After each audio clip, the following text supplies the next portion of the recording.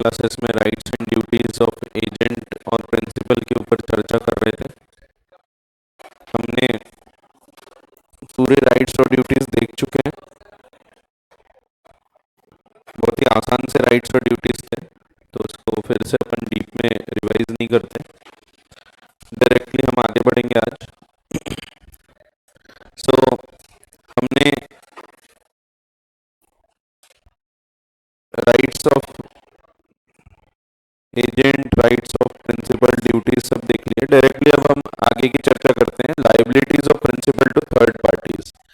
जो third parties होती हैं, क्या इनके प्रति प्रिंसिपल लायबल होता है? तो आंसर इज यस। हमने शुरू से पढ़ा है कि अगर एजेंट कुछ कार्य करता है तो हम मान लेते हैं एज इफ वो प्रिंसिपल ने स्वयं किया है, तो प्रिंसिपल उससे बाइंड तो हो जाता है।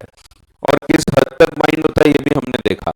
जो उस पर्टिकुलर बिजनेस में यूजुअल अथॉरिटीज होती है, उस बिजनेस को रन करने के लिए जो जरूरी है, उतने हद तक के बाइंड करने का अधिकार रखता है एजेंट।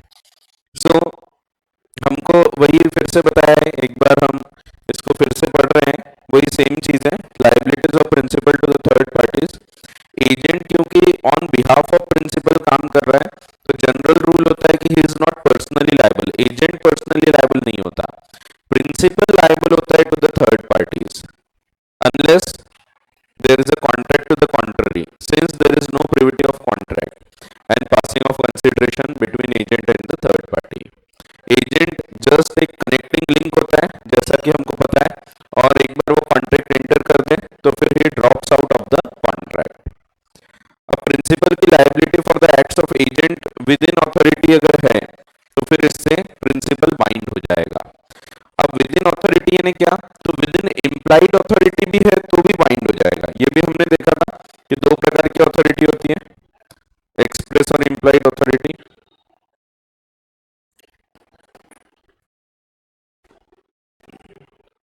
सो मैंने आपको बताया था कि अगर एक प्रिंसिपल है, इसने एक एजेंट को अगर अपॉइंट किया है कि तुम मेरे बिहाफ पे गुड्स को बेचो, सो एजेंट को दो प्रकार की अथॉरिटी प्राप्त होती है गुड्स खरीदने बेचने की।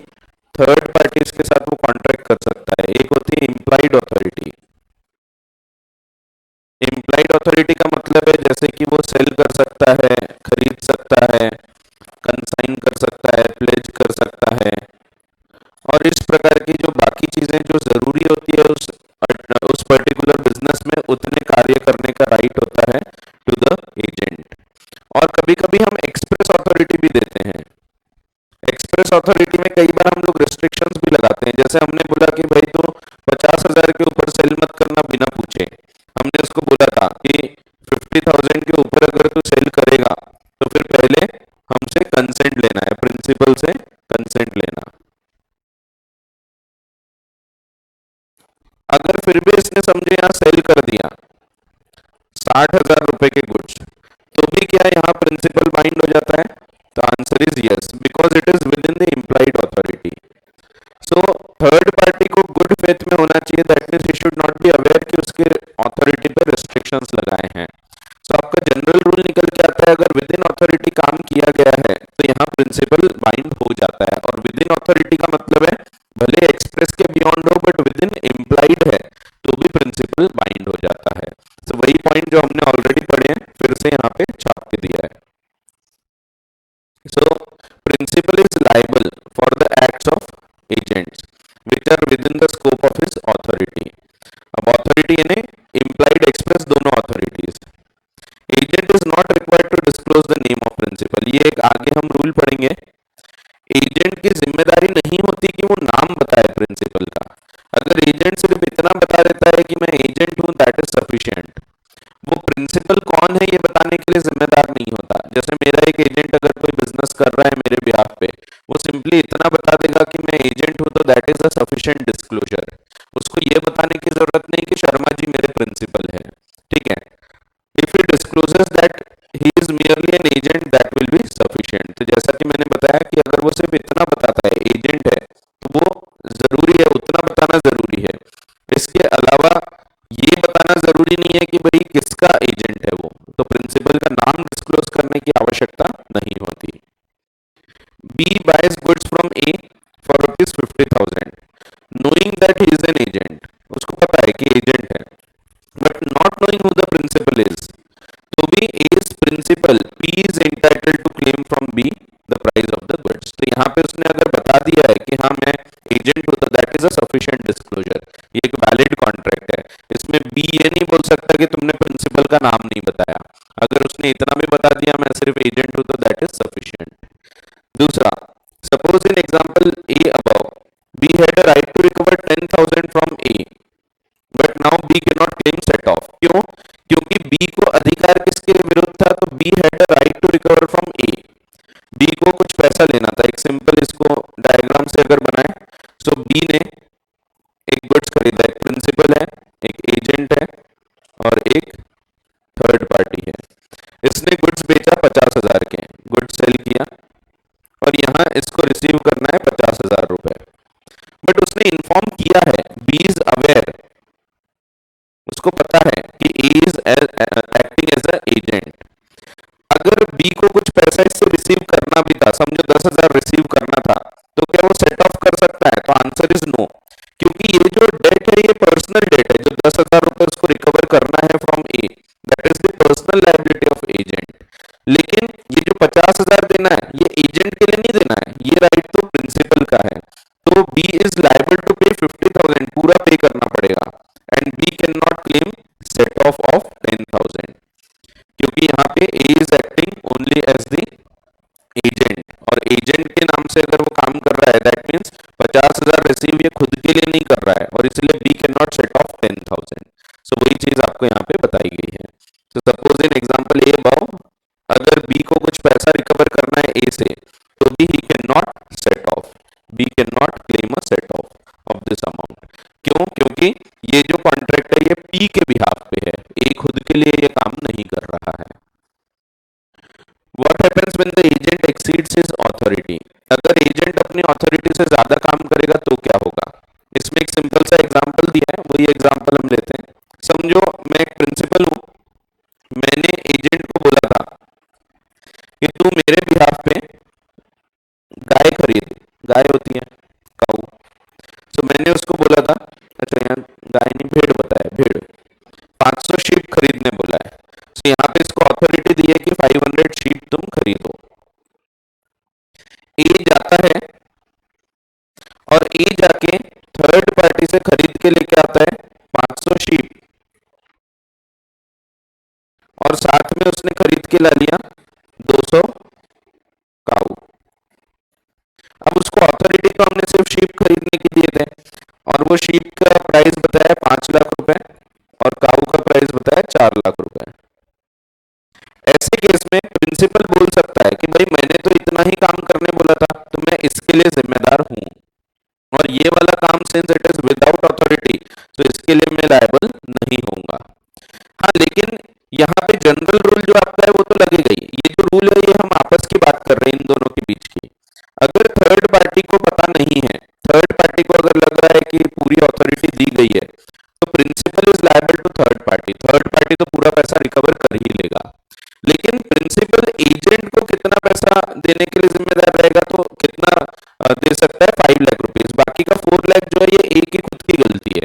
अगर अभी पी ने पे कर भी दिया है तो P can recover it from A, ठीक है, सो वही दिया है।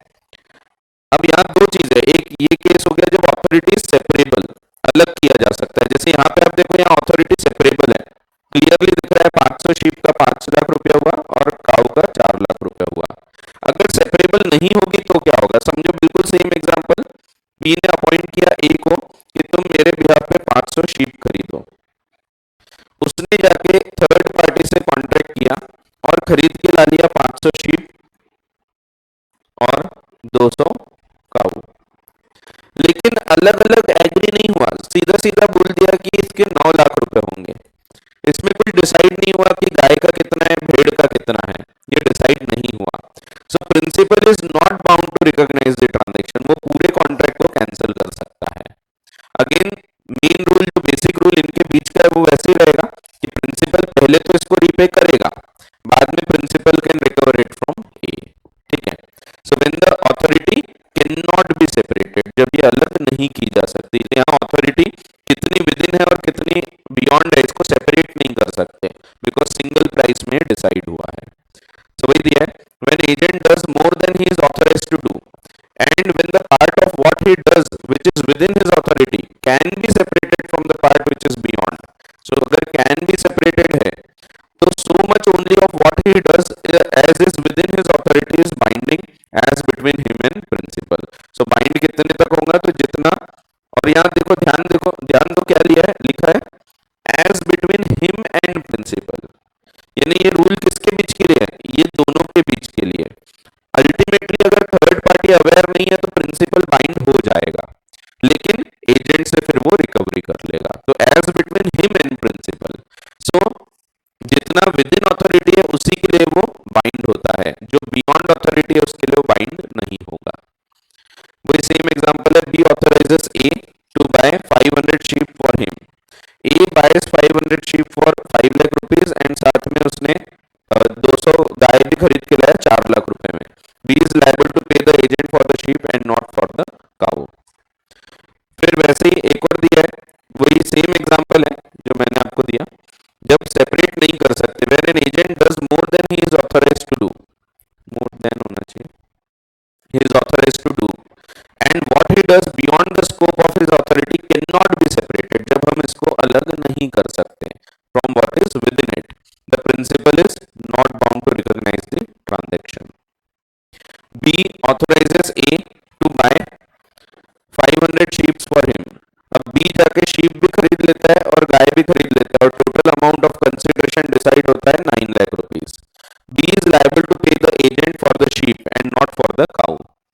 B can repudiate the whole transaction. ठीक है, तो नाम सिर्फ चेंज हुए, मैंने यहाँ पे P नाम लिया, P की जगह आपको एग्जाम्पल में हर जगह B नाम दिया है, B ऑथराइजेस, तो P की जगह B है, बाकी वही है एग्जाम्पल, एकदम सेम टू सेम। तो ऐसा है, ध्यान रखने वाली बात है कि ये जो रूल है ये आपस के लिए है, तो कहीं लिखा नहीं है बट ये आपस के लिए रूल, ये लिखा है यहाँ पे, नोट दिया है। Thus, these rules are relevant for deciding the effect as between agent and principal. Third party can recover from the principal if he was not aware about the authority. तो third party तो recover कर ही सकता है, ठीक है। चलो अगला कुछ नया नहीं है, रिपीट है, ये हमने जो पढ़ा है एजेंसी बाय स्टॉपल। आप सेक्शन भी देखोगे तो सेम है 237। तो एजेंसी बाय स्टॉपल का कॉन्सेप्ट आप जाके पढ़ोगे तो उसमें भी सेम पॉइंट दिया हुआ है। तो देखो बताता हूं मैं, एजेंसी कभी कभी स्टॉपल से क्रिएट होती है, बस बस बस, तो देखो 237, तो वही पढ़ रहे हैं हम। तो अगर मैंने ये दर्शाया कि कोई व्यक्ति मेरा एजेंट है तो थर्ड पार्टी के प्रति मैं लायबल रहूंगा, क्योंकि मैंने ये बताया हूं, भले वो झूठ है। तो वही है 237, तो फिर से रिपीट होता है, यहाँ पे फिर से दिया है आपको। सो क्योंकि liability of third party, liability towards third party देख रहे हैं, तो यहाँ भी लायबिलिटी रहती है। तो ये वाला पॉइंट पहले रीड कर लेते हैं, सॉरी ये वाला नहीं, कौन सा है ये वाला, ये पहले पढ़ लेते फिर ये बाद में देखेंगे। So when an agent without authority, actual में एजेंट को अथॉरिटी नहीं है, हैज डन एक्ट्स और incurred obligation to third parties on behalf of his principal, the principal is bound by such acts और ऑब्लिगेशन, लेकिन कब, इफ he has either by words or conduct induced such person to believe that such acts and obligations were within the scope of authority. So अगर उसने ये दर्शाया है कि ये within the scope of authority था, तो कुछ नया नहीं है, एजेंसी बाय स्टॉपल वाला कॉन्सेप्ट जो है फिर से रिपीट किया है, क्योंकि हम अभी क्या पढ़ रहे हैं कि कब कब थर्ड पार्टी के लिए हम लोग लाइबल होंगे। तो यहाँ भी लाइबिलिटी रहेगी, भले ही वो झूठ है बट फिर भी principal will be liable towards the third party, तो सेम चीज है। ये इलस्ट्रेशन दिया है, ये इलस्ट्रेशन गलत हो गया है, यहाँ पे फिट नहीं बैठता, इलस्ट्रेशन इलस्ट्रेशन सही है बट ये गलत कॉन्सेप्ट के साथ आ गया। A consigns goods to B for sale and gives him instructions not to sell under the fixed price. C, being ignorant of the instructions, enters into contract with B to buy the goods at a price lower than the reserved price. A is bound by the contract. ये actually यहाँ पे नहीं आता है, ये example यहाँ से आप हटा सकते हैं, मैं बताऊंगा आगे। सेम प्रकार का एग्जाम्पल आपको यहाँ पे भी दिया रहेगा।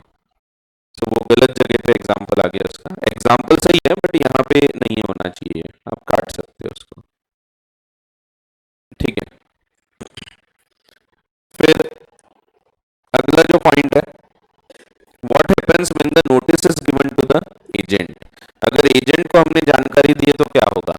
तो हम जो भी कार्य करते हैं एजेंट के साथ, मान लिया जाता है प्रिंसिपल कर रहा है, इसीलिए अगर हमने एजेंट को कोई जानकारी दे दिया तो इट विल बी डीम्ड कि वो चीज हमने प्रिंसिपल को इन्फॉर्म कर दिया है, वही दिया है।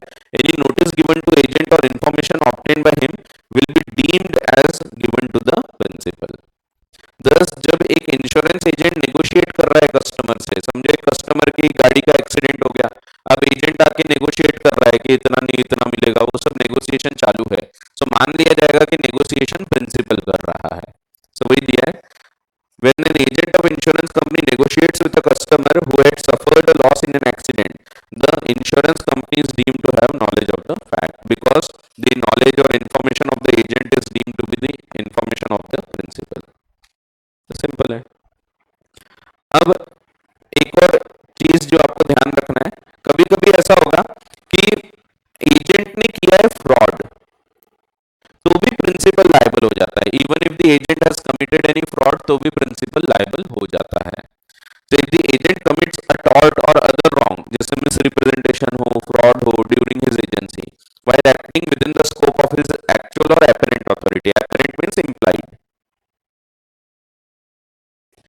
the principal is liable, तो भी principal liable होगा, even अगर fraud है, misrepresentation है, tort है तो भी।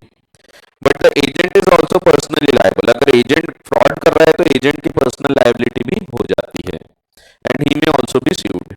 The principal is liable even if the tort is committed exclusively for the benefit of the agent and is against the interest of the principal.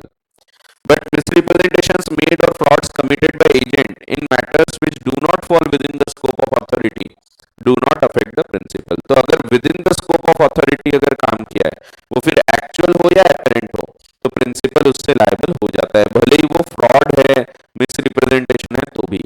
जैसे मेरा agent है, उसने जाके कोई धोखाधड़ी किया, किसी के साथ गलत गुड्स बेच दिया और उससे पैसा रिसीव कर लिया, अल्टीमेटली प्रिंसिपल ये पैसा रीपे करने को जिम्मेदार रहेगा, भले एजेंट ने फ्रॉड किया है बट प्रिंसिपल उससे लायबल हो जाता है, तो प्रिंसिपल बाइंड हो जाएगा। क्या हो गया, पानी टपक रहा है फिर, अच्छा पानी ज्यादा भर दिए होंगे तो गिर रहा होगा, पानी भरते ना इसी में, ठंडा कैसे करेगा, कूलर में भरते ना, एसी में भरना पड़ता है, नहीं भरना पड़ता। अब मेरे को नहीं पता, मैं गरीब आदमी हूँ, मेरे घर 2 कूलर है, एसी नहीं है, गरीब लोग हम लोग, नहीं भरना पड़ता, शायद गैस भरना पड़ता है उसमें, वो एलपीजी आता है ना सिलेंडर, भर दिया, फट खत्म। चलो, सो तो ध्यान रखो, अगर एजेंट कुछ फ्रॉड भी कर रहा है तो यहाँ पे प्रिंसिपल लायबल हो जाता है, तो principal is liable for agent's fraud, even अगर एजेंट फ्रॉड कर रहा है तो भी, ठीक है, लेकिन विद इन अथॉरिटी होना चाहिए। If it is not with in authority तो फिर प्रिंसिपल लायबल नहीं होता। तो मेरे बिजनेस ऑफ एजेंसी में कोई फ्रॉड करेगा तो मैं लायबल हूँ, ठीक है, जैसे कुछ गलत गुड्स बेच रहा है, डिफेक्टिव गुड्स बेच रहा है, चिपका के गुड्स बेच देता है, टूटे फूटे गुड्स से चिपकाया और महंगे में बेच दिया, बाद में पता लगा आगे वाले को, तो आगे वाला प्रिंसिपल से पैसा रिक्लेम कर सकता है, ठीक है। सो so, फ्रॉड्स के लिए भी प्रिंसिपल लायबल हो जाता है। A, being P's agent for the sale of goods, induces C to buy them by misrepresentation. He was not authorized by P to make. P ने भले बोला नहीं था कि तुम misrepresent करके बेचो, फिर भी P will be liable for the misrepresentation, and thus the contract is voidable as between P and C at the option of C. जैसे एक सिंपल एग्जांपल देता हूँ, अब इसी का ही एग्जांपल ले लेते हैं। एक प्रिंसिपल है, इसने एजेंट को बोला था तुम मेरे बिहाफ पे गुड्स बेचो, एक थर्ड पार्टी आती है गुड्स खरीदने, एजेंट इसको बोलता है कि मैं तुमको जो एसी बेच रहा हूँ उसमें कॉपर की फिटिंग है, उसमें अंदर में कॉपर है, पूरा कॉपर का उसमें कंडेंसर वगैरह बना हुआ है। ये झूठ बोल के उसने बेचा जबकि इसको पता था। अब पी ने इसको ऐसा बोला नहीं है कि झूठ बोल के बेचो, फिर भी झूठ बोल के बेचा, ये फ्रॉड किया इसने। कल चलकर पता लगा कि कॉपर नहीं था, ये एल्यूमिनियम था, तो थर्ड पार्टी रिटर्न कर सकता है गुड्स और अपना पैसा क्लेम कर सकता है, इवन दो एजेंट यहाँ पे फ्रॉड कर रहा है, but principal is liable to repay the amount along with all the damages। so यहाँ पे प्रिंसिपल लायबल हो जाता है। एंड ऑफ कोर्स एक इनहेरेंट राइट तो रहेगा ही, प्रिंसिपल बाद में डैमेजेस क्लेम कर लेगा फ्रॉम एजेंट। ठीक है, तो ऐसा है। तो बहुत ही आसान, जीवन में पढ़ाई से आसान कुछ भी नहीं। फिर अगला पॉइंट, तो ये सिंपल से पॉइंट्स है कुछ। तो प्रिंसिपल लायबल होता है for the acts of agent, अगर एजेंट ने कुछ कार्य किया है तो प्रिंसिपल बाइंड हो जाता है, फिर वो इम्प्लाइड अथॉरिटी में हो या एक्सप्रेस में, दोनों में बाइंडिंग पावर हो जाते हैं। फिर अगर अथॉरिटी एक्सीड हुई तो क्या होगा, तो जितना विद इन अथॉरिटी था उससे प्रिंसिपल बाइंड होगा, जो बियॉन्ड अथॉरिटी था उससे बाइंड नहीं होता। ये तब जब अथॉरिटी अलग की जा सकती है, तो उतने से बाइंड होगा जितना विद इन अथॉरिटी है। ये रूल लगता है प्रिंसिपल और एजेंट के बीच में, थर्ड पार्टी तो पूरा पैसा रिकवर कर ही लेगी। और अगर अथॉरिटी सेपरेट नहीं की जा सकती तो ऐसे केस में प्रिंसिपल रिकॉग्नाइज करने से मना कर सकता है ट्रांजैक्शन को। फिर एक और पॉइंट देखे थे हमने, अगर कभी एक प्रिंसिपल ये दर्शाता है कि मैं प्रिंसिपल हूँ, ये मेरा एजेंट है, तो फिर वो बाद में मुकर नहीं सकता, he will still be liable towards the third parties. फिर अगर नोटिस दिया एजेंट को तो मान लिया जाएगा प्रिंसिपल को जानकारी मिल गई, और principal is liable in case of fraud misrepresentation as well if it is within the scope of his authority. से कुछ बेसिक रूल्स आपके निकल के आते हैं। फिर अगला जो पॉइंट है, पर्सनल रिस्पॉन्सिबिलिटी ऑफ एजेंट। आपका जनरल रूल जो था अभी ऊपर मैंने बताया कि प्रिंसिपल इससे बाइंड हो जाता है जो भी एजेंट ने कॉन्ट्रैक्ट किया, और एजेंट जो है वो कॉन्ट्रैक्ट के बाहर हो जाता है। सो आपका जनरल रूल है कि principal is liable to the third parties and agent is not personally liable. Agent connecting link है and he drops out of the contract, ये आपका जनरल रूल है। बट कभी कभी हम देखेंगे एजेंट लायबल हो जाएगा towards the third party. So general rule is that only principal can enforce and be held liable on the contract entered into by agent except when there is a contract to the contrary। लेकिन इसका exception है, that means यहाँ पे personal liability रहेगी agent की। पहला, जब foreign principal है, अगर प्रिंसिपल फॉरेन कंट्री का है तो ऐसे केस में हम उस पर एक्शन नहीं लेते, हम डायरेक्टली एजेंट पे एक्शन ले सकते हैं, यहाँ पे एजेंट की पर्सनल लायबिलिटी हो जाती है। सो specifically provided under section 230 when an agent has entered into contract for the sale or purchase of goods on behalf of principal resident abroad, the presumption is that agent undertakes to be personally liable for the performance। so कल चलकर हम foreign principal पे action ना लेते हुए agent पे action लेते हैं। अननेम्ड और अनडिस्क्लोज्ड प्रिंसिपल, अब देखो मैंने अभी थोड़ी देर पहले आपको एक रूल बताया था कि प्रिंसिपल का अगर नाम नहीं बताया तो भी चलता है, एजेंट इज नॉट रिक्वायर्ड, उसको बताने की जरूरत नहीं है, agent is not required to disclose the name of principal. But इसमें देखो एक तकलीफ हो सकती है, जैसे आप मेरे एजेंट हैं, आप जाके थर्ड पार्टी से कॉन्ट्रैक्ट करते हैं, अब आपने कुछ गलत कर दिया, थर्ड पार्टी मेरे पे केस फाइल करना चाहती है क्योंकि मैं प्रिंसिपल हूं, लेकिन उसको पता ही नहीं है प्रिंसिपल का नाम क्या है, तो वो केस फाइल नहीं कर पाएगा, क्योंकि जब भी आपको केस फाइल करना है आपको पार्टी का नाम पता होना चाहिए। आप अगर जैसे अगली पार्टी केस फाइल करना चाहती है मुझ पे, वो कोर्ट जाएगी, कोर्ट जाके बोलेगी कि उन पे केस फाइल करना है, तो उन पे लेकिन पे एक नाम तो होना ना, बट उसको तो नाम ही नहीं पता है प्रिंसिपल का। तो ऐसे केस में उसको राइट दिया है कि आप प्रिंसिपल के बदले एजेंट पे एक्शन ले सकते हैं। तो वही दिया है अगला पॉइंट कि जब एजेंट ने नाम नहीं बताया, सिर्फ उसने ये बता दिया कि मैं एजेंट हूं, ऐसे केस में agent is personally liable, because यहाँ प्रिंसिपल का नाम नहीं बताया तो उस पर एक्शन नहीं ली जा सकती, या उसने एजेंसी डिस्क्लोज ही नहीं किया तो again he will be personally liable. So वही दिया हुआ है, when the agent does not disclose the name of principal or does not disclose that he is agent, then there arises a presumption that he himself undertakes to be personally liable. So यहाँ पे principal पे action नहीं ले सकते. वैसे ही अगर non existent principal है या इनकॉम्पिटेंट है, जैसे माइनर, सो माइनर ने अपॉइंट कर दिया था किसी व्यक्ति को एज एजेंट, अब वो एजेंट ने काम कर दिया, बाद में माइनर बोलता है मैं तो माइनर हूं, सो हम लोग एजेंट पे एक्शन ले सकते हैं क्योंकि माइनर पे एक्शन नहीं ली जा सकती. सो वेयर द प्रिंसिपल दो disclosed can not be sued. For example, when he is a minor, the agent is presumed to be personally liable. Agent who contracts for minor, minor being not liable, the agent becomes personally liable. This result may not, however, follow where the other party already knows that the principal is minor.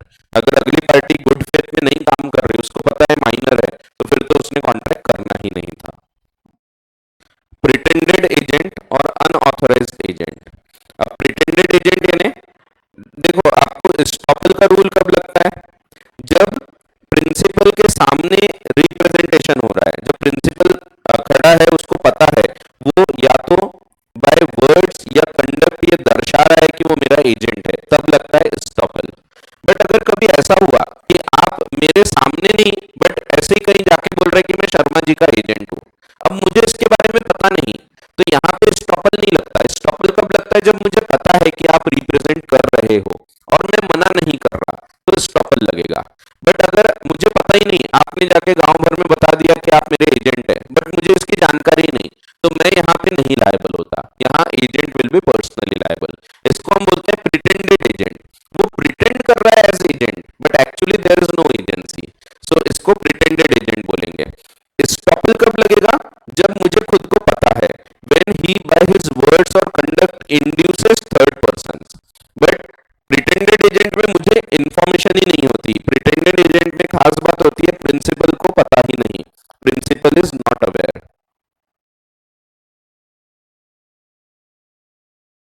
इसके सामने ये चीजें नहीं हो रही है, सो यहां भी झूठ बोला जा रहा है बट यहां एस्टॉपल नहीं लगता. So person who untruly represents, again झूठ बोला, तो कौन, एजेंट ने, person agent who untruly represent himself to be authorized agent of another and induces third person to enter into contract or otherwise deals with him is called pretended agent. वो सिर्फ pretend कर रहा है but actually he is not the agent. According to section 235, pretended agent is liable to make compensation to third party for any loss or damage caused due to untrue representation. And यहाँ principal is not liable.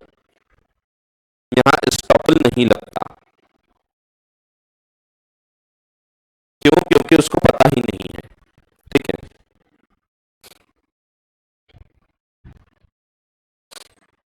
और अगला point, when the agent exceeds his authority beyond implied authority, implied के भी beyond काम किया है, so जितना हमने बोला था उसके बाहर काम किया है, and thereby misleads the third party in believing that he has the requisite authority, then agent can be made personally liable. तो यहाँ पे भी personal liability होगी इसकी. ठीक है. तो जब वो beyond the authority काम करता है तब. आसान है. सो कुछ बेसिक पॉइंट्स है पर्सनल लायबिलिटी ऑफ एजेंट. इस पे कभी डायरेक्ट क्वेश्चन भी आ सकते हैं, state any 3 cases when agent will be personally liable. तो ऐसे 2-3 मार्क के क्वेश्चन आ सकते हैं, डायरेक्ट क्वेश्चंस. बस खत्म हो रहा है, आखिरी सांसें ले रहा है चैप्टर. बस revocation of authority, irrevocable agency समाप्त.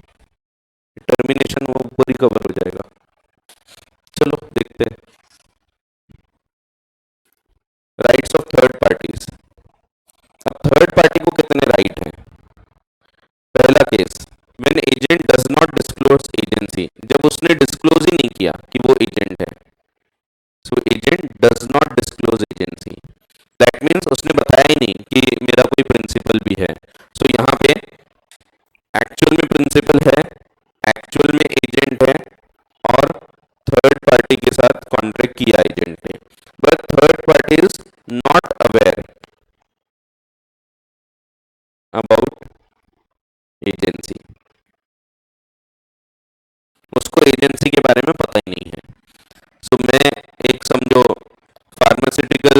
चलाता हूँ, मुझे एक लाइसेंस अप्लाई करना था, फार्मास्यूटिकल लाइसेंस लेना था, ड्रग लाइसेंस गवर्नमेंट के पास से। सो मुझे पता था मैं अगर खुद अप्लाई करूंगा तो नहीं मिलेगा, इसलिए मैंने क्या किया, मेरे एजेंट को बोला कि भाई तू अपॉइंट कर और तू अप्लाई कर, और मैंने इसको बोला तू बताना मत कि तू मेरे बिहाफ पे काम कर रहा है। यानी यहाँ पे हम कंसील कर रहे हैं, हम डिस्क्लोज ही नहीं कर रहे एजेंसी है। ऐसे केस में अगर थर्ड पार्टी को पता लग जाता है तो वो ये ट्रांजेक्शन को कैंसिल कर सकती है, ठीक है।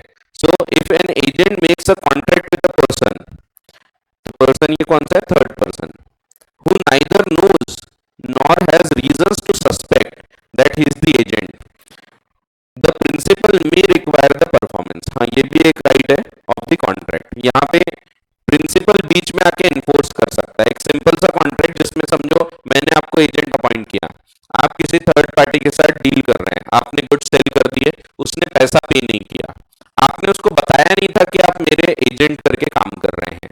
ऐसे केस में वैसे जनरल रूल ये है कि आपका और एजेंट, आपका और थर्ड पार्टी का कॉन्ट्रैक्ट हो गया। एक सिंपल बना लेते हैं इसको अलग से, जैसे समझो इसी को कवर करते हैं,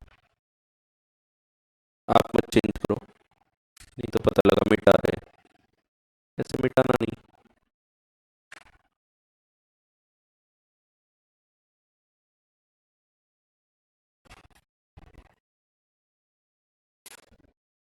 जैसे मैंने इसको गुड्स भेजा था बेचने के लिए, इसने गुड्स सेल कर दिया थर्ड पार्टी को, और थर्ड पार्टी को डिस्क्लोज नहीं किया, third party is not aware that he is agent. समझो कल चलकर ये पैसा नहीं पे कर रहा है, पैसा ड्यू है but third party does not पे, और अब अगर थर्ड पार्टी के साथ ये परफॉर्मेंस क्लेम करने आता है, सो प्रिंसिपल को राइट दिया गया है कि he can intervene in the transaction, even though शुरुआत में बताया नहीं गया था कि मैं एजेंट हूं, फिर भी जब ये बेच दिया, पैसा नहीं दे रहा है, तो ये क्लेम करने का राइट प्रिंसिपल को दिया गया है। प्रिंसिपल कैन इंटरवीन, वो बीच में आ सकता है, and after intervening he can claim the performance, वो बोल सकता है कि पैसा भर के दो। लेकिन यहाँ कितने राइट मिलेंगे इसको, समझो इसने गुड्स बेचा था 1 लाख रुपए के और ऑलरेडी 40,000 रुपए पे कर चुका है, तो इसको कितने राइट बचे रहेंगे, तो 60,000 रुपए के। सो बस वही है, सबसिस्टिंग राइट्स जितने होते हैं उतने राइट्स वो क्लेम कर सकता है। प्रिंसिपल बीच में इंटरवीन कर सकता है एंड इंटरवीन करके पैसा क्लेम कर सकता है। अब अगर ये इंटरवीन करेगा, थोड़ी देर पहले मैंने बताया था जब बताया नहीं जाता है कि एजेंट इसके बिहाफ पे काम कर रहा है, तो यहाँ पे एजेंट इज पर्सनली लायबल और third party can sue the agent, but क्योंकि उसको प्रिंसिपल के बारे में नहीं पता है तो it can not sue the principal, ये आपका रूल था।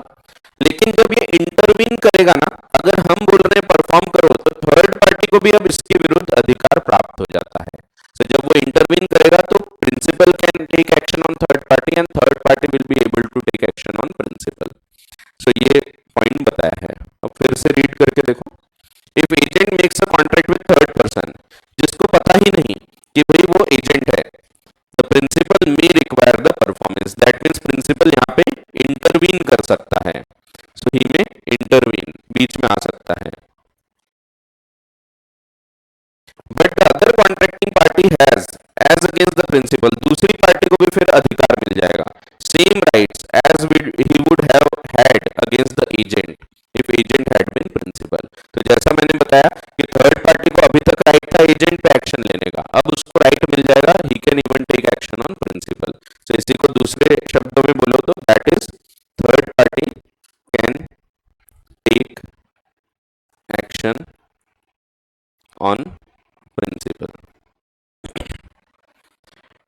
कभी कभी ऐसा होता है कि कॉन्ट्रैक्ट परफॉर्म होने के पहले इन्फॉर्म कर दिया गया कि भाई मैं तो सिर्फ एक एजेंट हूं, मेरा प्रिंसिपल तो दूसरा व्यक्ति है, तो यहाँ पे थर्ड पार्टी इस कॉन्ट्रैक्ट को कैंसिल भी कर सकती है। ये जो दूसरा एग्जांपल है, ये वाला एग्जांपल, अगर थर्ड पार्टी को ये पता लग गया कि अरे ये तो पी के बिहाफ पे काम कर रहा है, जो मैंने अभी थोड़ी देर पहले फार्मास्यूटिकल वाला एग्जांपल बताया कि पी है, ये फार्मेसी चलाता है, अब ये लाइसेंस के लिए अप्लाई करता गवर्नमेंट के पास से तो इसको लाइसेंस नहीं मिला होता।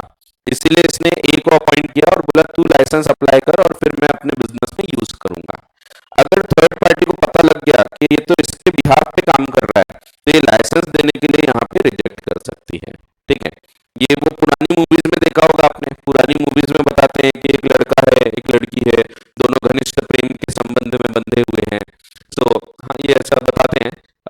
लड़की अपने घर पे बताती है पिताजी मैं वो एक लड़का है उससे प्रेम करती हूँ, बताएगी वो। फिर वो लड़का भी घर पे बताएगा तो वो लड़की के पिताजी बोलेंगे जा बेटा बुला के ला लड़के को, लड़के को बुला के लाते हैं। फिर लड़की के पिताजी को लड़का बड़ा पसंद आता है, वो बोलते हैं ठीक है मैं तेरी इससे शादी करा दूंगा। 4 दिन बाद पता लगता है कि लड़का ठाकुर बलदेव सिंह का लड़का है और हम ठाकुर दुर्गा प्रसाद और बलदेव सिंह के बीच में झगड़ा है। फिर पिताजी क्या बोलते हैं, बेटा अगर मुझे पहले ही पता होता कि वो बलदेव का लड़का है तो मैं कभी तेरी शादी के लिए हाँ नहीं करता। बस वही रूल है कि अगर मुझे पहले ही पता होता तो उसके लिए काम कर रहा है तो उसका एजेंट है तो मैं कभी तेरे से कॉन्ट्रैक्ट करता ही नहीं। अगर मैं ये प्रूव कर सकता हूँ तो फिर मैं ये कॉन्ट्रैक्ट को अवॉइड कर सकता हूँ। जैसे ये एग्जांपल बताया मैंने कि अगर गवर्नमेंट को पहले से पता होता कि ये पी के लिए काम कर रहा है, पी के लिए लाइसेंस ले रहा है तो उसको कभी लाइसेंस देते ही नहीं। अगर ये बाद में भी पता लगा तो they can revoke the licence. ठीक है, तो ऐसा लिखना मत एग्जाम में, बट समझाने के लिए कभी कभी आसान हो जाते हैं पिक्चर के एग्जाम्पल। पिक्चरों में ऐसा होता है कि वो ठाकुर बलदेव सिंह का लड़का है तो उससे शादी नहीं कराएंगे, सो और कोई होता तो शायद हो जाती शादी। सो बस वैसे ही है। सो अब पढ़ के देखो, अगर प्रिंसिपल ने डिस्क्लोज कर दिया ये उसका राइट है। So if the principal discloses him before the contract is completed that means he is intervening, बीच में आ रहा है वो। द अदर कॉन्ट्रैक्टिंग पार्टी यानी third party may refuse to fulfill the contract, वो मना कर सकता है। लेकिन if he can show that if he had known who the principal was, अगर मुझे पता होता ये प्रिंसिपल है और if he had known that the agent was not the principal he would not have entered into contract, तो अगर वो ये प्रूव कर सकता है कि मुझे पहले से पता होता कि वो तेरा प्रिंसिपल है तो मैं तेरे से कॉन्ट्रैक्ट ही नहीं करता, तो ऐसे केस में he can cancel the contract. ठीक है, वही सेम एग्जांपल दिया है, P was debarred from applying for license for his pharmaceutical business. Thus, he appointed A as his agent to apply for license, which will be used by P. Licence issuing authority को अगर पता लग गया कि भाई P के लिए ये काम कर रहा है तो they can repudiate the licence if it becomes aware that A is acting as agent for P. ठीक है, सो वही है सेम टू सेम। सो ये राइट है प्रिंसिपल का कि वो बीच में इंटरवीन कर सकता है, और अगर वो इंटरवीन करेगा तो third party can take action on principal as well. लेकिन अगर वो इंटरवीन करेगा और फिर थर्ड पार्टी बोलती है कि मुझे पहले ही पता होता तो तुमसे कॉन्ट्रैक्ट ही नहीं करते, तो they can cancel the contract. ठीक है, सो ऐसा है।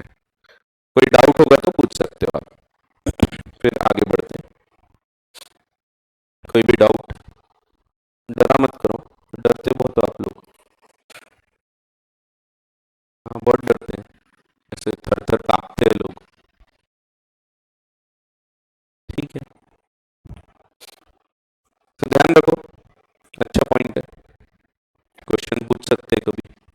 ये सेम ऐसा कैसा एग्जांपल दे देंगे फार्मास्यूटिकल बिजनेस का, या थोड़ा चेंज करेंगे, फार्मास्यूटिकल की जगह ट्रांसपोर्टेशन का बिजनेस बोल देंगे कि पी का ट्रांसपोर्टेशन का बिजनेस था, उसने कुछ इलीगल एक्ट्स किया इसीलिए अब ट्रांसपोर्टेशन कंपनी उसको जो आरटीओ है उसको लाइसेंस नहीं देना चाहता for running the transportation business, तो वो ए के नाम से लाइसेंस अप्लाई कर रहा है।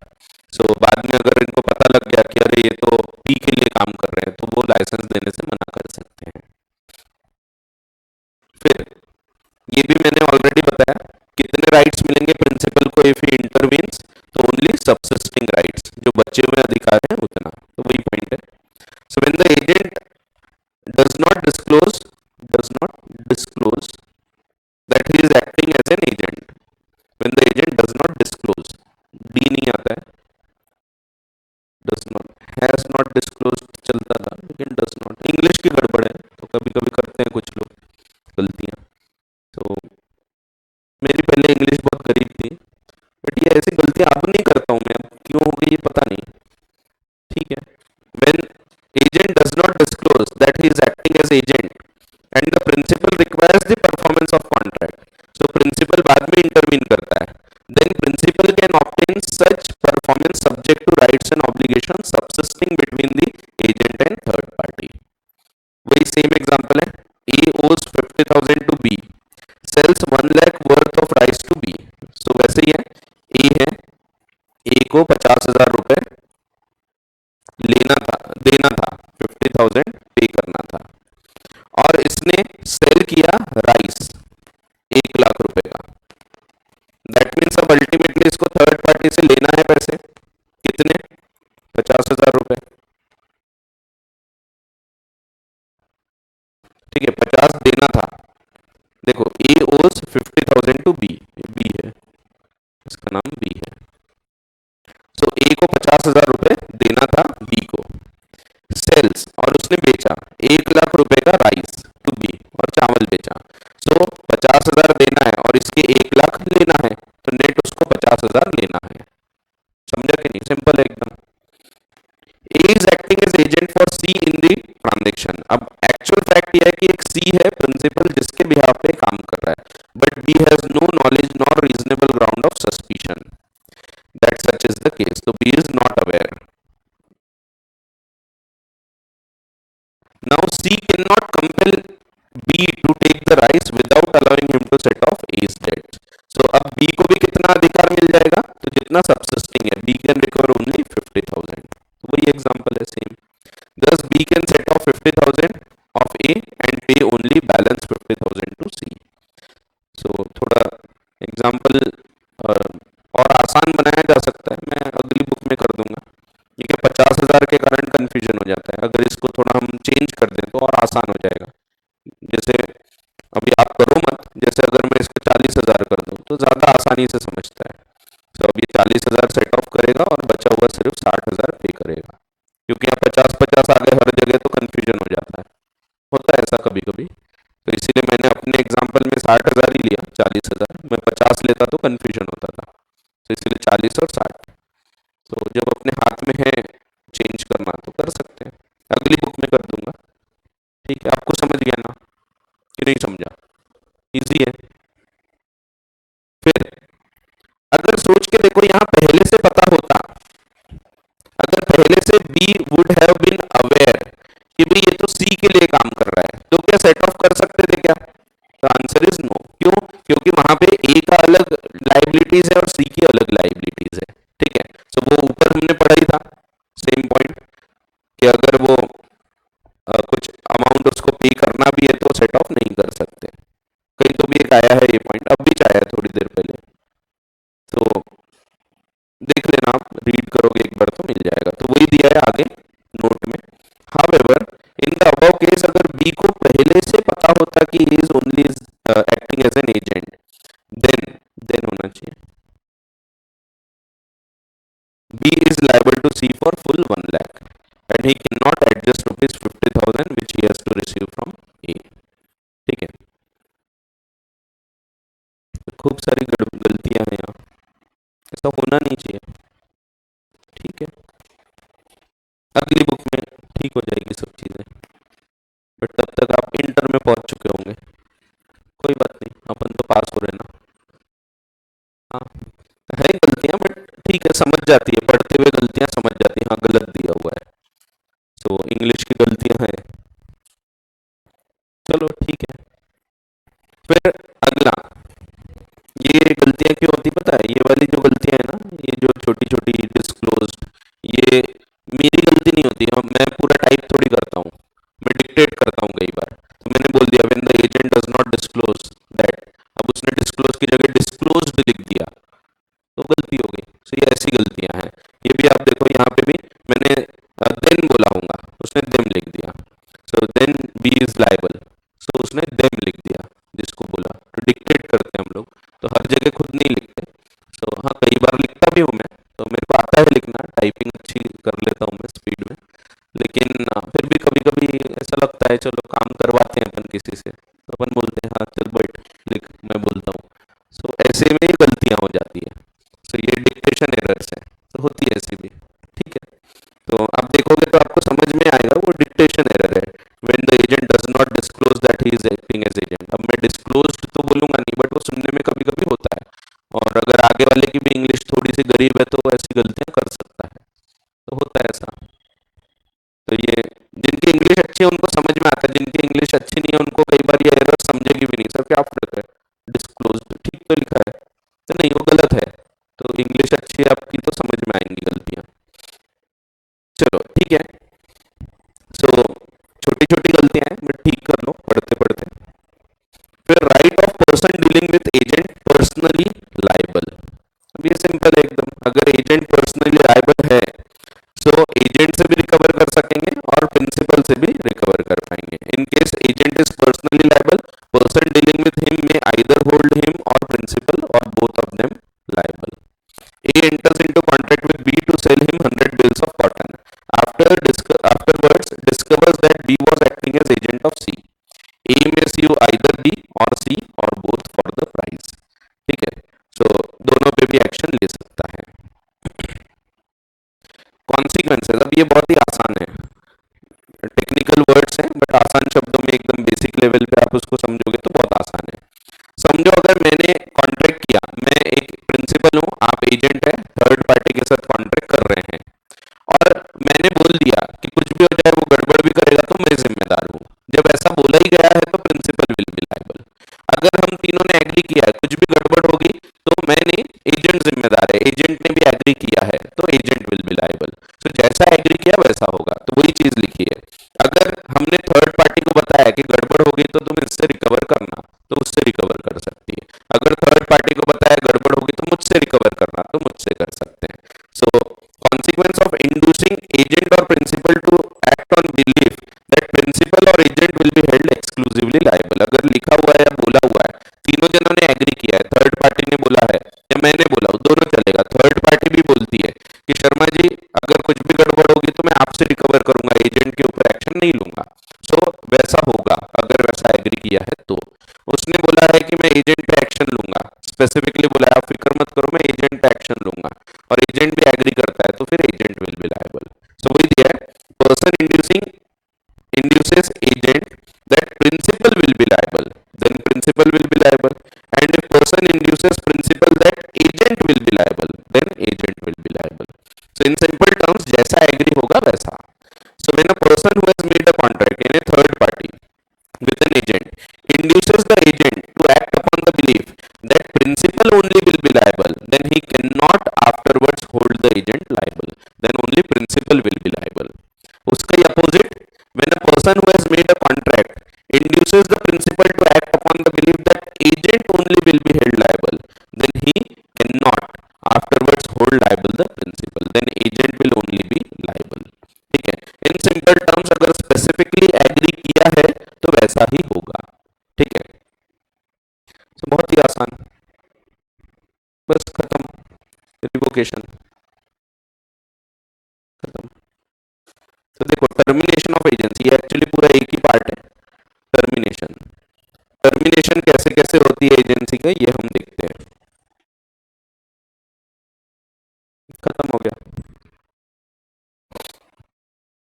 टर्मिनेशन ऑफ एजेंसी,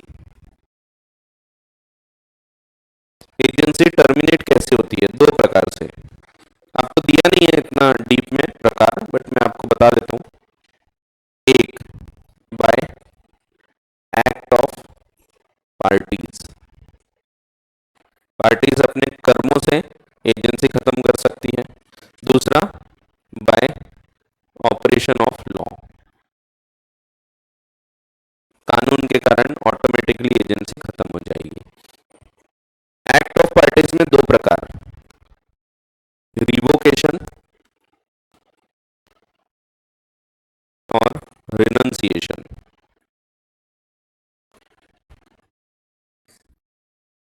रिवोक करने का क्या मतलब है, वापस ले लेना।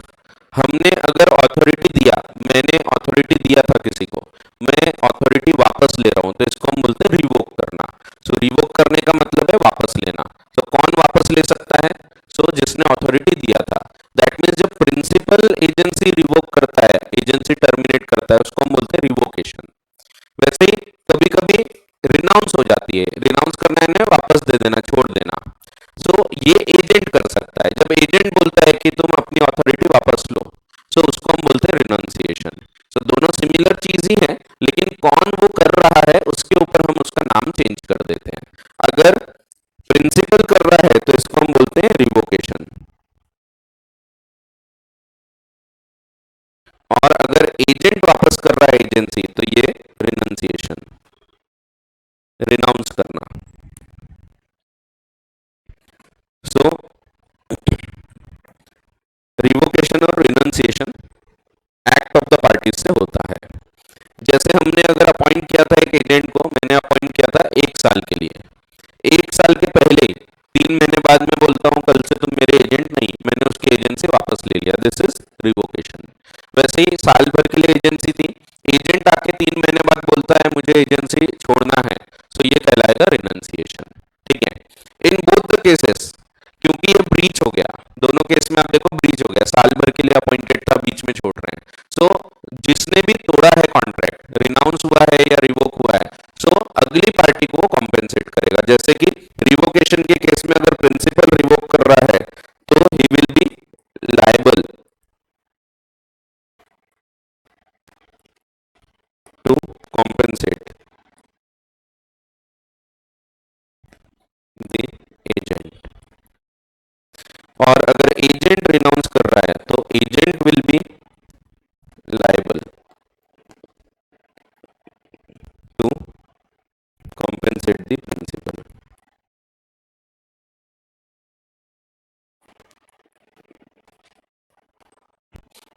ठीक है, ऐसा है, बहुत ही आसान, जीवन में पढ़ाई से आसान कुछ भी नहीं। अब एक एजेंसी ऐसी भी होती है जो इररिवोकेबल कहलाती है। सो इसका एक एक्सेप्शन है, इररिवोकेबल एजेंसी,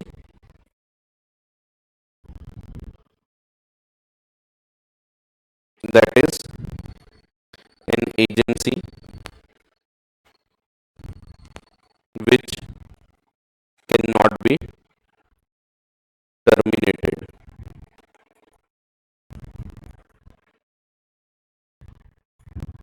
by principal। वो उसको टर्मिनेट नहीं कर सकता। जैसे समझो मैं एक प्रिंसिपल हूं, मुझे कुछ पैसे की आवश्यकता थी, मैं एजेंट के पास जाता हूं, एक व्यक्ति के पास जाता हूं, उसको बोलता हूं भाई मुझे लोन चाहिए, वो मुझे लोन देता है। अब उसने एक कंडीशन रखा है कि शर्मा जी आप मुझे कोई पर्टिकुलर प्रॉपर्टी दे दो। मैंने उसको बोला हूं कि ठीक है, एक काम करना, मैं 3 महीने में लोन चुका दूंगा, नहीं तो ये जो प्रॉपर्टी है, ये प्रॉपर्टी को बेचने का मैं तेरे को अधिकार देता हूं। ये प्रॉपर्टी को सेल करने के लिए इसको मैंने एजेंट अपॉइंट कर दिया कि तुम मेरे बिहाफ पे प्रॉपर्टी सेल कर सकते हो। एक पावर ऑफ अटर्नी दे दिया कि मैंने अगर पैसा नहीं चुकाया तो तुम ये प्रॉपर्टी सेल कर देना। अब ये एजेंसी को मैं रिवोक नहीं कर सकता, क्यों? क्योंकि मैंने यहाँ पे कंडीशन रखा हूं कि मैं अगर पैसा नहीं दूंगा तो तुम ये बेच सकते हो, और मैं कल बोलूंगा तुम नहीं बेच सकते तो ये तो गलत हो जाएगा। सो इसको रिवोक नहीं कर सकते, इसको हम एक नाम देते हैं, it is called as agency coupled with interest.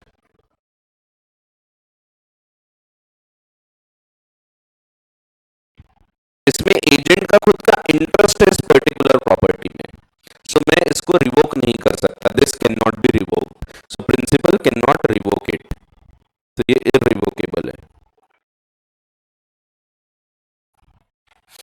So irrevocable agency में आती है एजेंसी कपल्ड विथ इंटरेस्ट।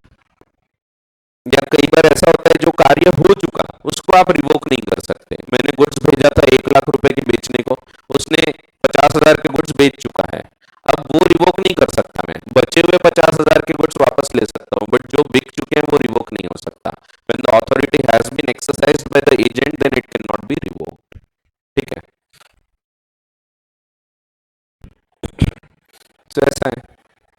सो ये agency coupled with interest can not be revoked.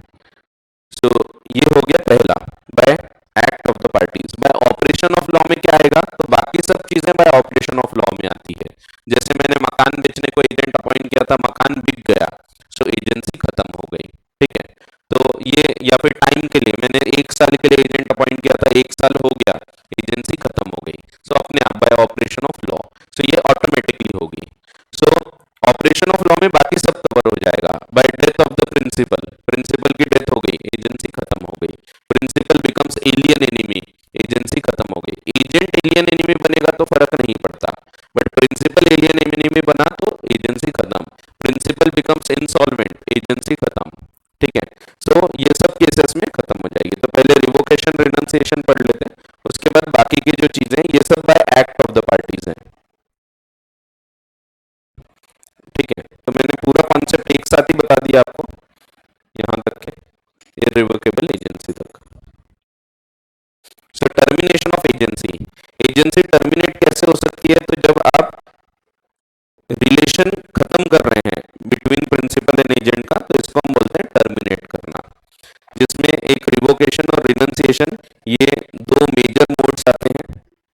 So the principal may by notice revoke the authority, तो principal अगर ये कार्य कर रहा है तो revocation of the agent at any time before the authority has been exercised, अगर काम हो चुका है तो रिवोक नहीं कर सकते। However, principal cannot revoke the authority given to his agent after the authority has been partly exercised, so far as regards such transactions or obligations as arise from the act already done. तो जो चीज हो चुकी है उसको revoke नहीं कर पाओगे, सिंपल रूल है, एकदम कॉमन सेंस वाला। एंड दूसरा, द एजेंट में, अगर एजेंट कर रहा है तो इसको हम बोलेंगे renounce the business of agency. Some important points worth to be noted regarding revocation and renunciation. Compensate करना, जो मैंने बताया, जो भी रिवोक करेगा या रिनाउंस करेगा उसको अगली पार्टी को कॉम्पेंसेट करना है, because it is a type of breach. So where there is an express और implied agreement to continue an agency for any length of time and the contract of agency is revoked or renounced without sufficient cause, then compensation must be paid to the injured party. Authority cannot be revoked once it has been exercised so as to bind the principal, ये भी एकदम basic rule है। अगर partially exercise हो गई authority तो principal can not revoke that thing which has already been done. फिर notice of revocation, when principal having justification to do so revokes the authority, he must give a notice, reasonable notice of revocation to the agent, so otherwise he can be liable to pay compensation for any loss or damage. Similarly, if the agent renounces without proper notice, तो renounce भी करते हैं तो notice देना पड़ता है, जानकारी देना पड़ता है।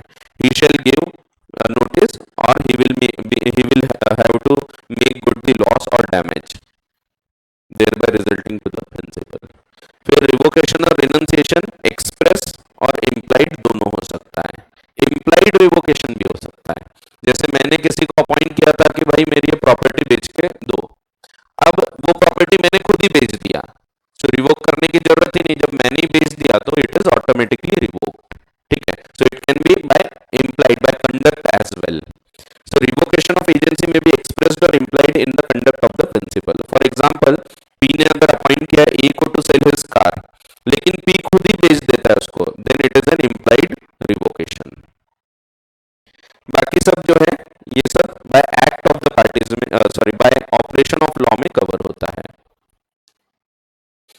परफॉर्मेंस ऑफ द ऑब्जेक्ट, सो जो काम के लिए अपॉइंट किया था वो काम कंप्लीट हो गया, it terminates when the object is accomplished और व्हेन इट बिकम्स इम्पॉसिबल। सो मैंने मकान बेचने को अपॉइंट किया था, मकान बिक गया, एजेंसी खत्म, या मकान में आग लग गई, खत्म हो गया, एजेंसी खत्म। ठीक है, तो destruction of subject matter. Efflux of time, एक फिक्स पीरियड के लिए एजेंसी थी तो वो टर्मिनेट हो जाएगी on expiry of that time. ठीक है, तो आप वो चार्ट में फिक्स कर लेना, तो यहाँ पे एक एक लिख लेना ऑपरेशन ऑफ लॉ में। सो कंप्लीशन ऑफ एक्ट या परफॉर्मेंस, तो पहला पॉइंट वही है, परफॉर्म होके खत्म हो रहा है, परफॉर्मेंस ऑफ ऑब्जेक्ट, तो बाय परफॉर्मेंस ऑफ ऑब्जेक्ट। फिर by destruction of subject matter,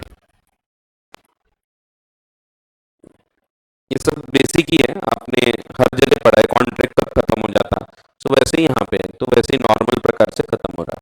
तो ये अलग अलग नहीं दिया है वहाँ, दोनों एक ही पॉइंट में दिया है, इम्पॉसिबल हो गया तो destruction of subject matter.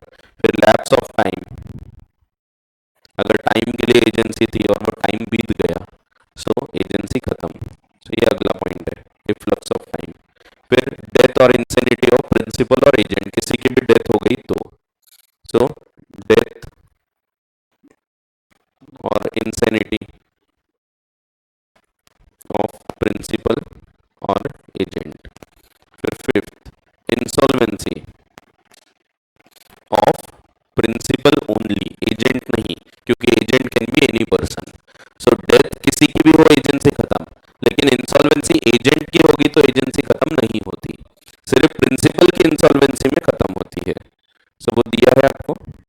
So insolvency of principal, death दोनों में, प्रिंसिपल की हो या एजेंट की हो, सो टर्मिनेशन ऑफ एजेंसी हो जाएगा डेथ और इंसेनिटी में। अगर कंपनी है, कंपनी ने एजेंसी दी थी तो कंपनी वाइंड अप हो गई, एजेंसी खत्म। फर्म ने दी थी, फर्म डिसॉल्व हो गई, एजेंसी खत्म। Insolvency of principal, if principal is adjudicated as insolvent the agency terminates, but insolvency of agent does not terminate the agency. Destruction of subject matter यहाँ अलग से दिया है, मैंने ऊपर ही कवर कर लिया। So destruction of subject matter, जैसे इम्पॉसिबल हो गया तो एजेंसी टर्मिनेट्स। या principal becoming alien enemy, again principal becoming alien enemy, और एजेंट के एलियन एनिमी बनने से खत्म होगी क्या एजेंसी? होगी क्या? हो जाएगी।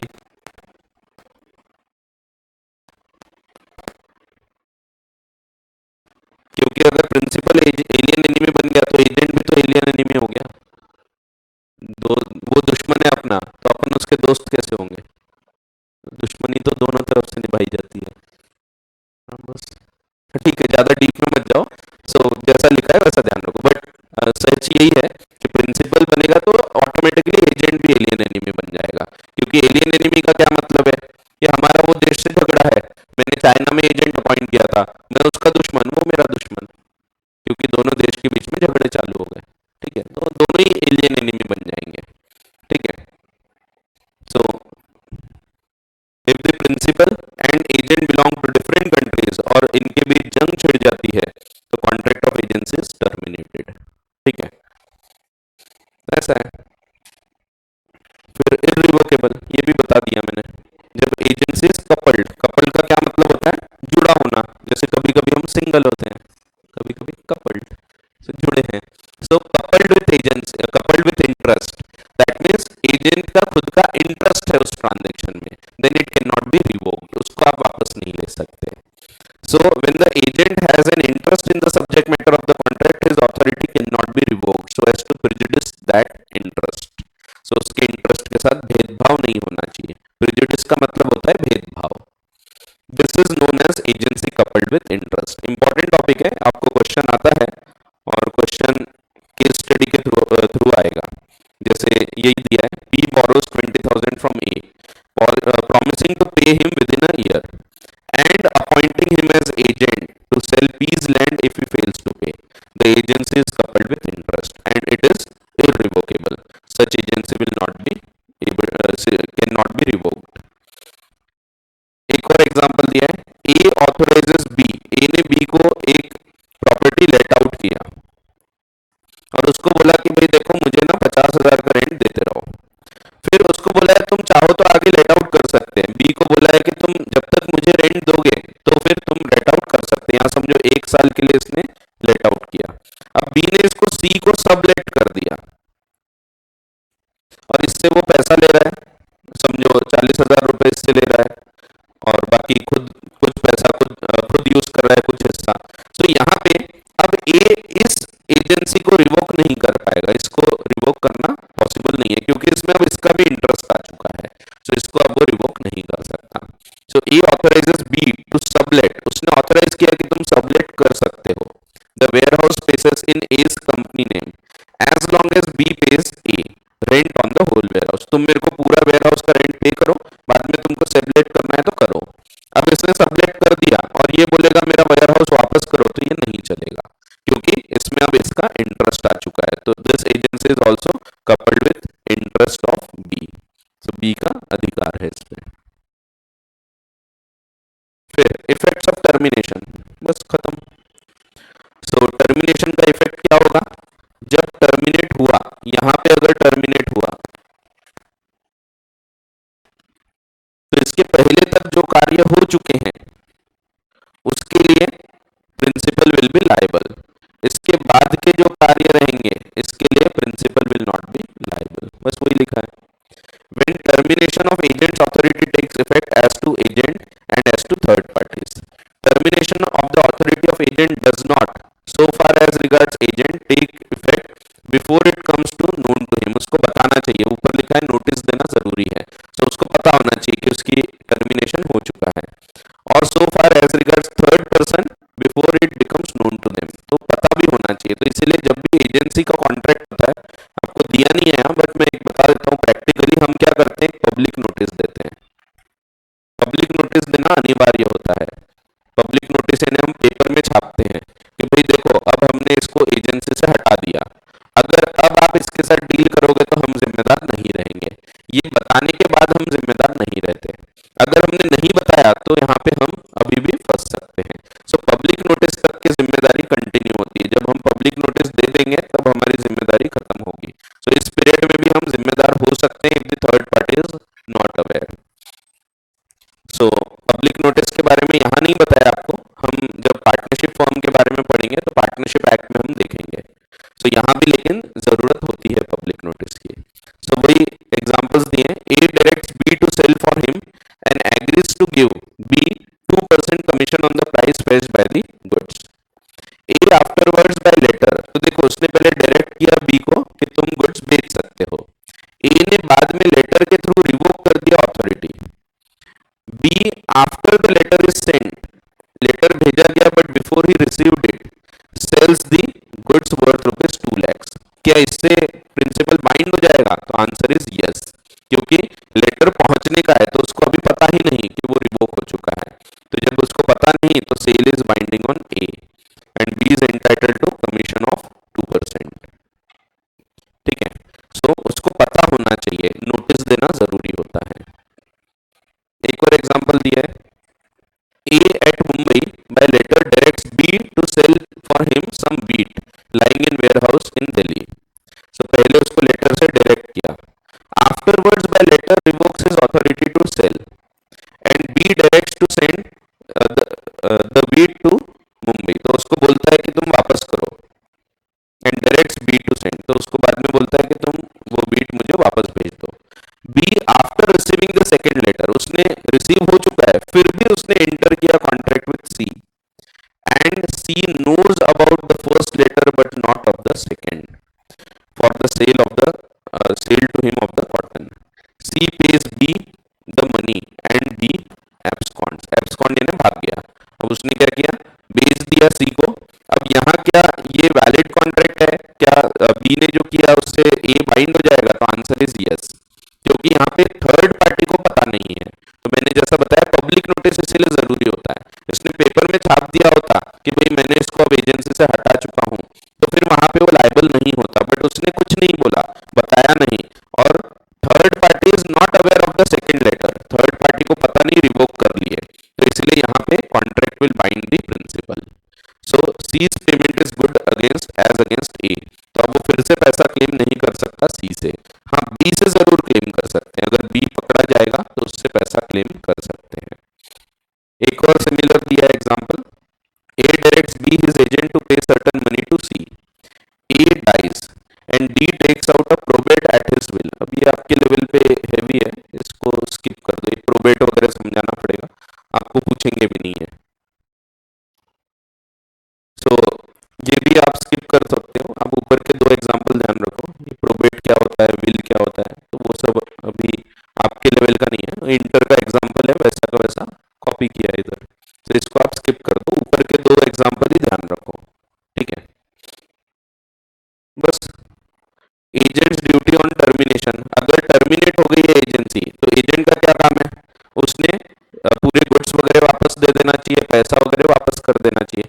एंड अगर डेथ हो गई है तो डेथ के केस में उसके जो लीगल रिप्रेजेंटेटिव है प्रिंसिपल के, उनको पूरी डिटेल्स देना चाहिए, लाइक उनको अकाउंटिंग वगैरह, कितने गुड्स बचे हैं, कितने बिके थे, कितना पैसा आया, सब डिटेल बताना चाहिए। तो when the agency is terminated by principals dying या फिर becoming of unsound mind, agent is bound to take on behalf of the representatives of his deceased principal all reasonable steps for protection and preservation of interest entrusted to him. That means वही सब जिम्मेदारियां जो towards principal की थी, principal की तरफ थी, वही जिम्मेदारियां उसकी रहेगी टुवर्ड्स द लीगल रिप्रेजेंटेटिव। तो उनको पूरी डिटेल्स बताना है और पैसा पे करना है। फिर टर्मिनेशन ऑफ सब एजेंट्स ऑथोरिटी। अगर सब एजेंट अपॉइंट किया है तो हमने अगर एजेंट को ही हटा दिया तो एजेंट के साथ सब एजेंट भी ऑटोमेटिकली हट जाएगा। सो सब एजेंट बताया था मैंने आपको। तो अगर हमने एजेंट को अपॉइंट किया, एजेंट ने सब एजेंट अपॉइंट किया, हमने अगर इसको रिमूव कर दिया तो ये ऑथोरिटी ऑटोमेटिकली रिमूव हो जाएगी। ठीक है, तो ऐसा है। सो ये लास्ट पॉइंट। सो थोड़ा टेक्निकल है, पढ़ते रहो, घर पे रीडिंग करो, और कोई भी डाउट लगते हैं तो मुझसे पूछ सकते हो। इस बुक में जितने क्वेश्चंस दिए उसके बाहर एक भी क्वेश्चन नहीं आ सकता, जितने क्वेश्चन है इतने ही आएंगे। कुछ और भी केसेस हैं जो मैंने आपको बताया नहीं, कुछ कुछ ऐसे केसेस हैं जो आपके लेवल के नहीं है, यहाँ पे भी है, बेलमेंट प्लेज में भी है, तो मैंने बताया नहीं। एक केस हुआ था उल्झन वर्सेस निकोलस बेलमेंट का, तो वो मुझे लगता नहीं आपको कभी पूछेंगे, इंटर में भी कभी पूछा नहीं जाता था, सो वो मॉड्यूल में भी नहीं था, बट चलो बता देता हूँ एक एक्स्ट्रा का केस। एक ऐसा केस हुआ था, इंग्लैंड का केस है। इंग्लैंड में क्या होता है, थोड़े सोफिस्टिकेटेड होते हैं वो लोग। सो एक व्यक्ति रहता है, वो रेस्टोरेंट में जाता है, रेस्टोरेंट में जाके इनका रूल होता है कि जब भी आप बैठते हैं खाना खाने तो कोट को या तो अनबटन करना चाहिए या फिर वो पीछे टांग देना चाहिए। तो कोट अगर पहन के भी खा रहे हो तो उसको बटन खोल के बैठना चाहिए। तो ऐसा रहता है, रूल होते हैं। तो अब वो लोग ज्यादा ही सोफिस्टिकेटेड होते हैं, सो अपन तो ऐसे ही बैठ जाते हैं, लेकिन वो रूल होता है कि कोट अनबटन करके बैठना चाहिए। सो जब वो बैठ रहा था तो उसने वो गया खाना खाने, तो उसने ऐसा हाथ ऊपर किया, वेटर ने उसका कोट निकाला, पीछे हुक पे टांग दिया। उसके बाद ये खाना खाता है, खाना खाने के बाद पीछे मुड़ के देखता है तो कोट गायब। अब सवाल यह है क्या ये बेलमेंट है या नहीं। तो यहाँ पे कोर्ट ने बोला यस, ये भी एक प्रकार का बेलमेंट है क्योंकि पोजीशन कंट्रोल लिया गया था। तो यहाँ पे भी बेलमेंट है। उल्झन वर्सेस निकोलस का एक केस था। ऐसे ही फिर एक और केस हुआ आगे चल के, जिसमें फर्क ये था कि वहां लिखा हुआ था कि अगर आपकी कोई बिलोंगिंग गुम जाती है तो हम जिम्मेदार नहीं, ये आपकी जिम्मेदारी रहेगी। सो यहाँ पे फिर बोला गया कि लायबिलिटी नहीं होती। सो ऐसे केसेस हुए हैं, आपको है नहीं कोर्स में इसलिए मैंने बताया नहीं। सो बहुत सारी चीजें हैं, आपको डिटेल में नहीं है यहाँ पे। सो आपको सिर्फ ऊपर ऊपर एजेंसी वगैरह के बारे में बताया है। एजेंसी के भी और रूल्स हैं जो आपको पूरा डीप में नहीं बताए, जो इंटर में हुआ करते थे। तो ठीक है, फिर भी इतना काफी है। आप इसमें जितने भी एग्जांपल्स दिए उतने कर लो, आपको इजीली अच्छे मार्क्स मिल जाएंगे। और ये ऐसे केसेस हैं, ऐसे क्वेश्चंस हैं जिन पे आप पूरे में से पूरे मार्क्स भी स्कोर कर सकते हैं। सो बहुत डायरेक्ट नेचर के 3-3 मार्क के क्वेश्चन आते हैं इन पे। अभी वैसे पिछले एग्जाम में बड़े क्वेश्चन ज्यादा है, वही क्वेश्चन 7-7 मार्क के आए। तो जो पहले 3-4 मार्क के आते थे 7 मार्क को पूछा, तो अच्छी बात है, लिखना तो उतना ही है, मार्क्स अच्छे मिलेंगे। तो चलो ठीक है, सो कंक्लूड करते हैं। क्वेश्चंस देखते जाओ, कोई भी डाउट रहे तो मेरे से पूछ सकते हो आप। और अगली क्लास में हम फिर चालू करेंगे अगला चैप्टर।